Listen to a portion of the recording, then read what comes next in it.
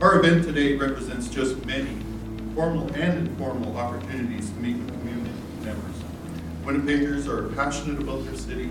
There have been a number of occasions over the years when the citizens have voiced their views on matters of day-to-day interest to the city. We're in a really exciting time in Winnipeg. Winnipeg is growing.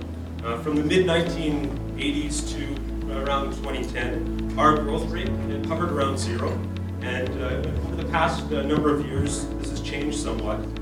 We are experiencing, I think, a period of real exceptional growth. All of us in public service who are engaged in this process, in this review, are all committed to the collaborative process. We don't have all the answers. We don't even have half the answers. We need to reach out to our community groups and to community leaders like you to hear what is important for our community.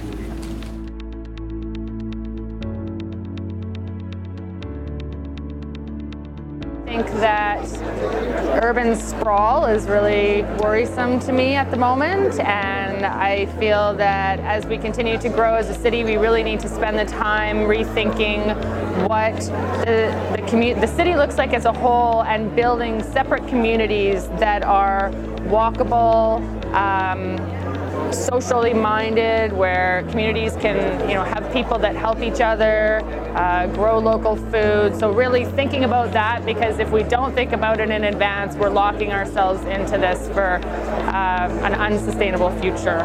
I think reconciliation is a very important topic that needs to continue on beyond 2016, the year of reconciliation. I think it's really important that we talk about how we're integrating and welcoming newcomers into our community, and what that looks like when we all meet together, and how do we interact with each other, and how do we work together to build the communities that we all want to live in.